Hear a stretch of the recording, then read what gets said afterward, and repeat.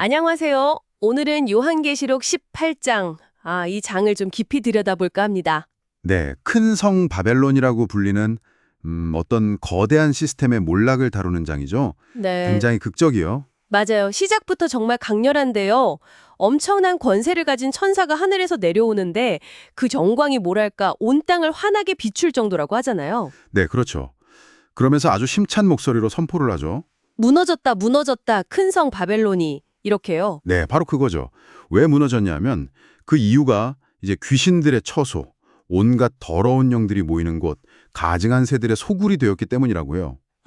그 음행과 사치로 온 세상을 미혹했다 이런 말도 나오고요. 맞습니다. 땅의 왕들이나 상인들까지도 거기에 깊숙이 관련되어 있었다는 거죠. 부패의 어떤 중심지 같은 느낌이에요. 그런데 바로 이어서 하늘에서 또 다른 음성이 들린다고 하죠. 네, 이게 아주 중요한 메시지인데요. 내 백성아, 거기서 나와라. 그의 죄에 참여하지 말고 그가 받을 재앙들을 받지 않도록 해라. 이렇게 촉구하거든요. 그냥 망한다 이게 아니라 거기 속한 사람들에게 경고하는 거군요. 그렇죠. 분리를 요구하는 거죠. 바벨론의 죄가 하늘에 사무쳤고 하나님께서 그 불의를 다 기억하고 계신다. 이런 선언은 이제 심판이 피할 수 없다는 걸 보여주는 거고요. 심판이 정말 신속하고 가혹하게 묘사되는 것 같아요. 맞아요. 바벨론이 자기를 스스로 막 영화롭게 하고 사치 부렸던 것만큼 그대로 고통과 슬픔으로 되갚아준다는 거죠. 나는 여왕이다. 슬픔 같은 건 모를 거다. 이렇게 자만했는데 불과 하루 만에 재앙이 닥친다고요. 흉년 그리고 불에 완전히 타버릴 운명이라고 해요. 심판하시는 하나님은 강하신 분이기 때문이다. 이렇게 덧붙이죠. 정말 순식간입니다. 이 멸망을 지켜보는 사람들의 반응이 또 흥미로운데요. 네, 크게 쇠 부류로 나오죠. 우선 왕들.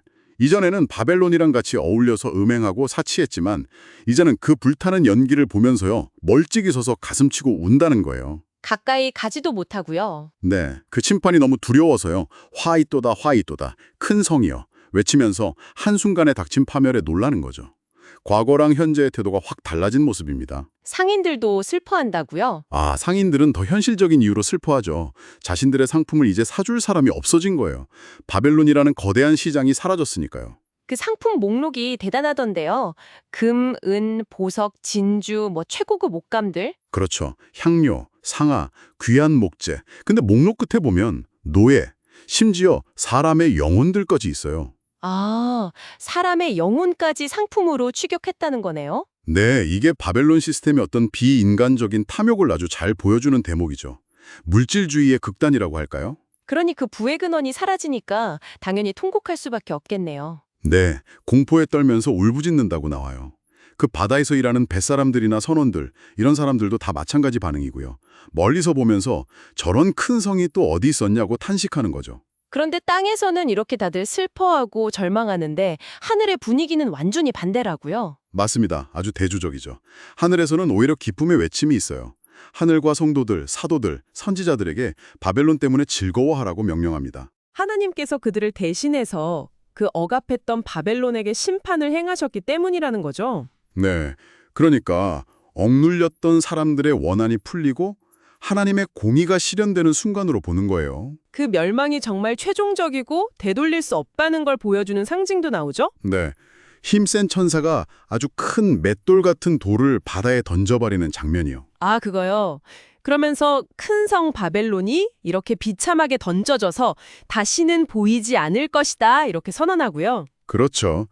회복 불가능한 완전한 끝을 상징하는 행동입니다. 그리고 이어지는 묘사는 정말 완전한 폐허와 침묵 그 자체더라고요. 네, 음악 소리, 기술자들 소리, 맷돌 가는 소리, 등불빛, 심지어 결혼잔치 소리까지 도시의 모든 활기찬 소리와 빛이 완전히 사라진다는 거예요. 정말 생명이 완전히 사라진 도시의 모습이네요. 근데 왜 이렇게까지 철저하게 멸망하는 걸까요?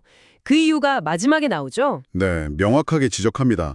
첫째는 그 상인들이 땅의 권세가들이었고, 둘째는 그들의 복술, 그러니까 어떤 속임수나 화려함으로 온 세상을 미혹했기 때문이고요. 그리고 가장 결정적인 이유가 바로 선지자들과 성도들, 그리고 땅 위에서 죽임당한 모든 사람의 피가 그 성 바벨론 안에서 발견되었기 때문이라고 결론 내려요. 결국 교만, 탐욕, 우상숭배 같은 그런 행태들, 그리고 폭력, 이게 파멸의 원인이었군요. 그렇습니다.